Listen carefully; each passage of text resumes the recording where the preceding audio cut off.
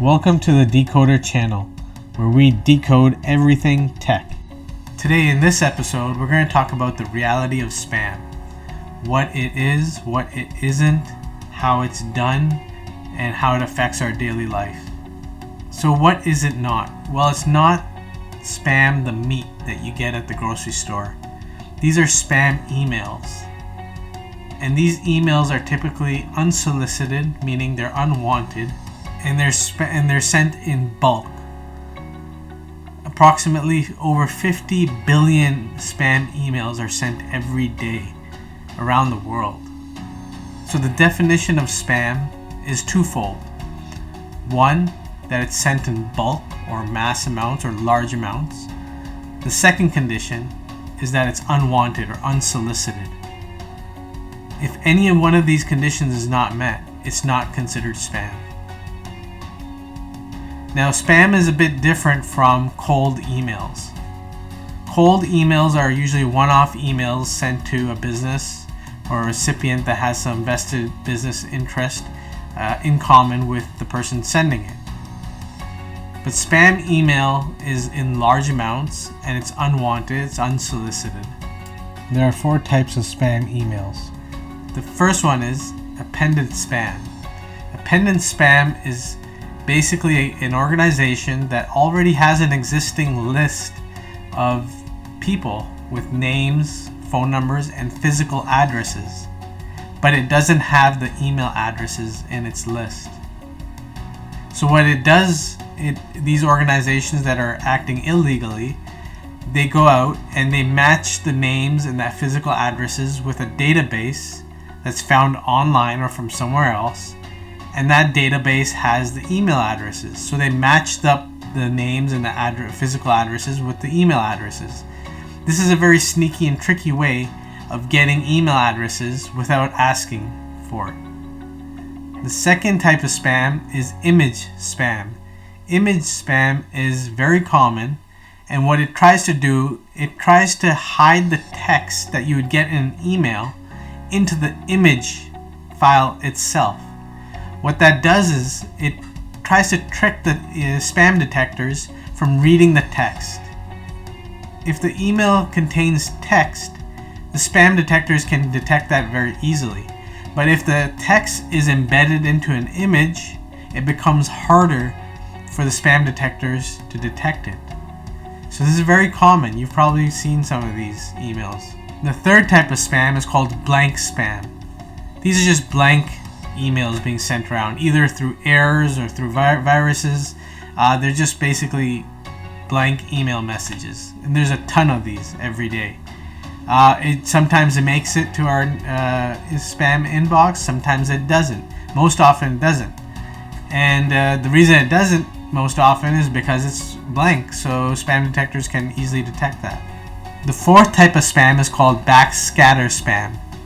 Backscatter spam is basically when an attacker attacks an email server, and when it attacks the server releases a response, an error response. And what that does is these attackers, they falsify the email address, so they might put your email address in this, and they attack the email server. The email server issues an email with the error message to your email, and so you get an email, a spam email, saying, "Oh, this is an error." It's a useless type of spam, but it does happen. So you might be asking, when was the first spam message ever sent? The first spam message ever sent was in 1978 on May the 3rd. This is when the internet was in its infancy. And there was an organization that wanted to advertise its presentation, and it sent a huge amount of email around the network, and people overwhelmingly did not like it. It was received with negative views.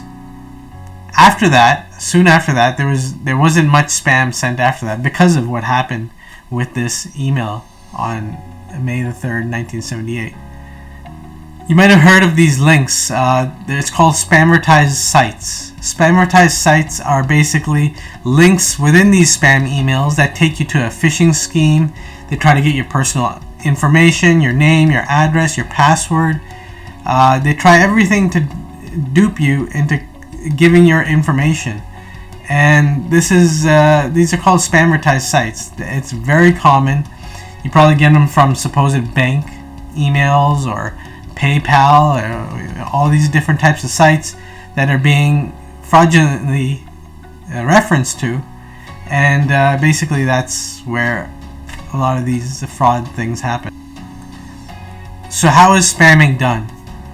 Spamming uses a large list of email addresses, and it uses a server, an email server, to send all these emails to all those addresses. What it tries to do best, these spammers try to hide their message, or like I mentioned before, the 4 types of spam, they use one of those methods to get through. So these large amount of email addresses are used, and these massive email campaigns are sent every day. Like I mentioned, over 50 billion spam emails are sent every day. A lot of these emails that are sent daily don't actually make it to your spam inbox. Why? Because they're already been caught by the spam detectors and they've been filtered out. Small amount do come to your spam inbox, and a smaller amount make it to your actual inbox, where you can easily report that as spam, and it'll be reported as spam. A technique often used alongside these spam emails is called concealing the message. And the messages are concealed in cryptic form. For example, if I'm typing the word Viagra, that would be easily detected by the spam detectors.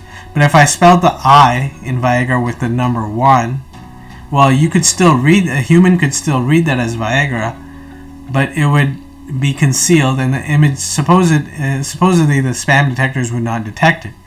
But this is not the case. The spam detectors are getting smarter every day, and they're able to pick out these variations of these words and detect them and basically block them from coming. The last thing we're going to talk about are spamming supported services. Now, these are services that support spamming throughout the world. Example could be a hosting server. A hosting server that does not have any regulations on it or any rules against spamming, and they allow these spammers to basically spam as much as they want. These are targeted against by anti-spam activists, but there's very little they can do.